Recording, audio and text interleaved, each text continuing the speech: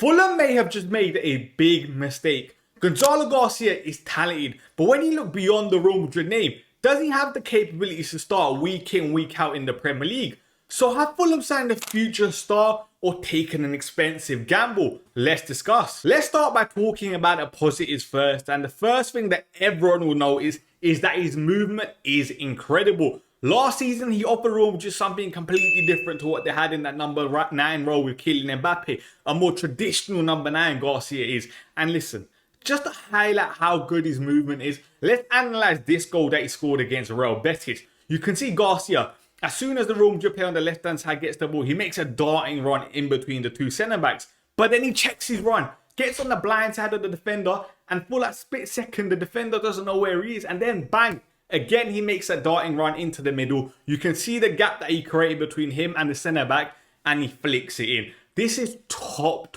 number 9 play, and this is something that Fulham fans will definitely be getting in Gonzalo García. Another thing you'll realise straight away about Garcia is that he's really efficient in front of goal. He's not a volume shooter. You guys can see the graphic on the screen here. He averages 1.99 shots per 90, and this is in comparison to every single striker in the top 5 leagues. It's not really a lot. But then when you look at this graphic on the screen here, which looks at non-penalty XG per shot, he's number 1 last year in La Liga. In front of goal, in terms of the quality of chances that he sometimes creates with his own movement for himself, are very high. And that's something that Fulham need to realise.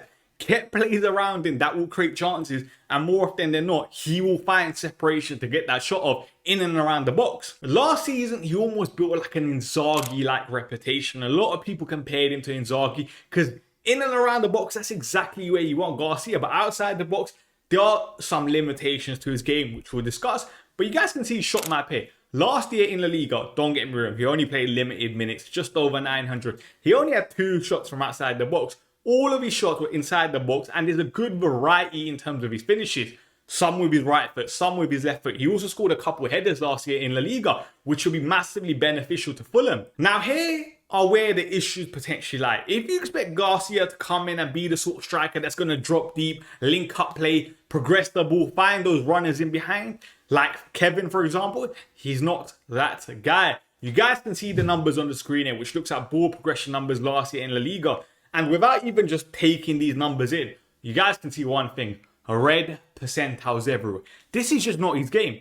And to be honest, you would not want this to be part of his game because this is not his main skill set. Don't make a striker do something that he's not comfortable with. And one thing I do know for sure is that Arbeloa is the sort of manager that will know that. He's had him since the academy days. He's had him at Real Madrid last year. He will surely know how to get the best out of Garcia. Now, Fulham this year could be going through a big transitional period. They've lost Marco Silva, someone that's done a phenomenal job for Fulham over the last couple of years.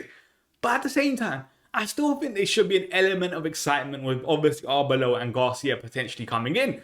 Over the last 2 seasons, Fulham have underperformed the XG. They're getting now a striker that knows how to put the ball in the back of the net. Especially when you're looking at the makeup of that Fulham squad. The likes of Oscar Bob on the right hand side, Kevin, Emil Smith-Rowe, Iwobi. They have a lot of creativity. They've really lacked a striker of that top level, for example, over the last couple of years. Muniz hasn't really, let's say, had periods of consistency where he can score goals. Raul Jimenez, again, probably not the same Raul Jimenez that we once thought he could have been at Wolves. Obviously, head injury didn't help, all that sort of stuff.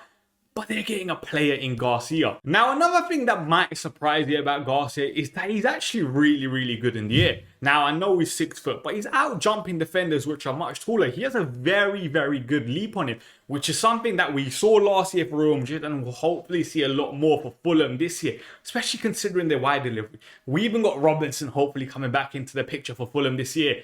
Let's see how he does in that aspect of his game. But to conclude, in my eyes, this is almost like the impossible signing to see if it'll actually work for Fulham or not. Arbeloa, this is his first proper coaching job, you could argue. Real Madrid, a lot more on the man management side of things, how you talk to the players. Of course, I know he's managed the Real Madrid Academy before, but this is now going to be a massive jump in terms of his coaching capabilities. How does he get the best out of the Fulham side? Can he help Fulham push for those European places? Which, listen, in my eyes, that's where Fulham's aspirations should be this year. Let's see how Garcia does. If you think he's going to be a success or not, let me know down below. Make sure you give this video a like and subscribe to the channel. because this is going to be a very, very interesting season.